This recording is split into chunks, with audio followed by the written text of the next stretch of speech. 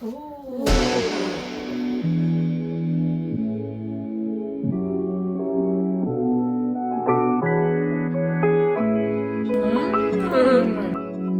Hi everyone and welcome back to my channel. Today we are going to do something yummy. I'm not sure guys if you have already tried this trending feta cheese pasta from TikTok. My friend Pao introduced this to me and it was really very good, very yummy. So today I am going to share it with my friends, especially for this girl because she don't want complicated recipe. Yes. Yeah. Ako lang yata yung may complications. Dapat ilagay lang. Tapos. Yeah, and this is for you. This is definitely for you. So I'll be sharing with you the ingredients. Very simple. So we prepare, of course, the cherry tomatoes. So fresh. Around 500 grams. So if you buy, now it's ano na lang, 4.90 na kinain niya isa. You can buy 500 grams. So walang kahirap-hirap. You don't need to measure. Ay, sobrang dali. So originally, no mushroom on that viral TikTok's post. Today, I'm going to put mushroom. And let's see how it goes later. And also, it's up to you if you want to put chicken, if you want to put bacon, shrimp, of course. We have olive oil. Basil. Yeah. Yung basil actually it's a garnish. So after we bake, we can put it and mix it with the pasta. I see. Okay. So parang fresh na, fresh siya. Fresh taste. We use rotini for our pasta. Should cook first. Yeah. I already we boiled this earlier, and we also set aside the pasta water. Just in case later, if after we bake, medyo dry pa siya. Yeah. And of course, the spices, salt and pepper, crushed chili flakes, and it's up to you if you want to add oregano, parsley. It's really up to you how you want it. Okay. And also the main ingredient, no other than feta cheese. I'm using Greek feta cheese. So let's start. Okay. Ayan. Cook like that? Yeah, like that. Then you can put now the olive oil. You use the 1/4.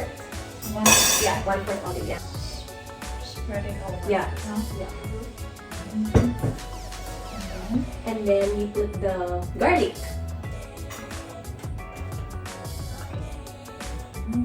I think you can add the mushroom as well.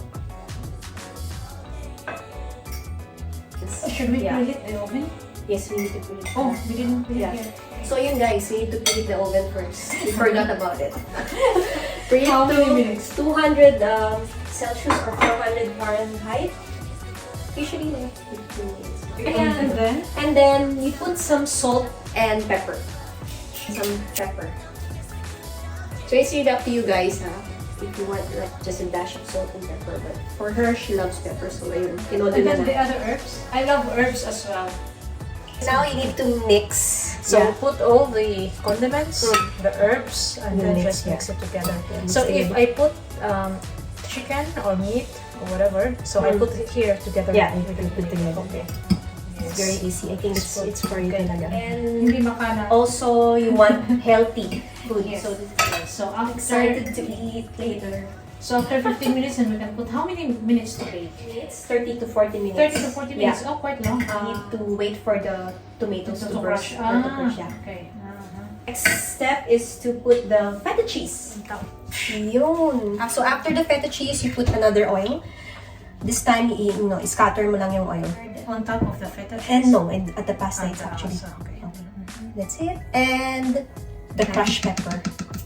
And some also at the top of the tomatoes. Ay, nako! Gusto ko yan. So again, Hindi it really depends kung ano yung gusto nyo, spicy or not. Kasi mahilig talaga siya sa spicy, so But ayan. this is not so spicy. Tinodo niya na. Huwag mo todo. Ikaw na kakain eh, Chor. Okay? Okay, and that's it. We're going to bake for 30 to 40 minutes. 30 to 40 minutes. Okay. Okay. Put it there. Wait it. See you later. See you. See you. Ooh.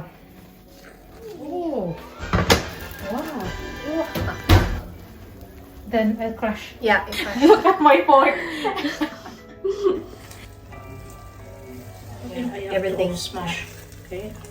Look at I can that. smell it now. Looks yummy. Then you put the pasta.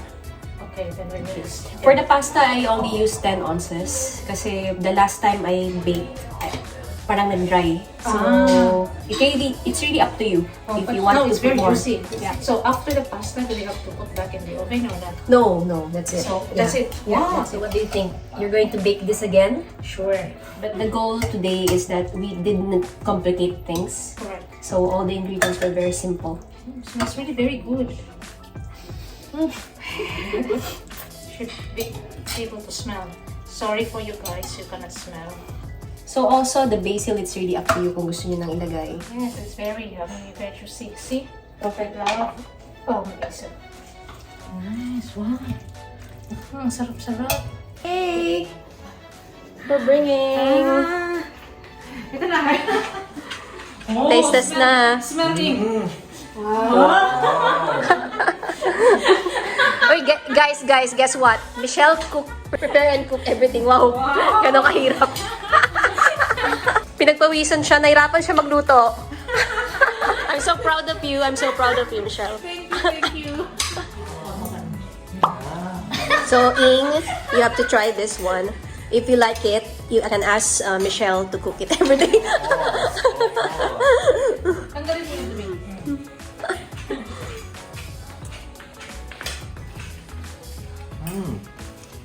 How is it? You need to be honest. It's really nice. It's Really like nice. juicy. I wish the cheese is like so rich, Yeah. something like that. The taste And is then different. the taste is gonna be like scattering the whole mouth. Wow. That's really a good reaction video. Michelle, how about Michelle? What's your reaction? Oh, finishing soon. So that we can react. Okay, react. Yeah, you can really taste the feta cheese. But Michelle, also you tried this before, right? I tried this And before. you put some But I other. add prawn. Yeah. Oh. I add prawn, so there's a protein. Then, yes, the cherry tomatoes is really nice. Yes, It's I really good. like Yeah. it. Yeah, it complements the feta cheese. Now we ask you, is this your first time to try this? I mean, because you also cooked it last time, but you did not bake, right? Yes. Yes. It's also good. Yeah. I like it. The smell itself, it's good, right? It's very refreshing. This is the basil. Okay. Mm-hmm. How is it? Good. I'll do this again. Yeah. Very good. Yeah. Something I can do. Very fast and easy. So that's it, guys. I think Michelle really did a good job. Hindi ko pa na-try, but I can say na masarap siya. Cheers! Cheers! Cheers! Cheers! What did you eat? Cheers! See you again soon in our next tutorial. Who knows? Iba naman. Thai food. Thai food! See you! Don't forget to See you subscribe! next episode.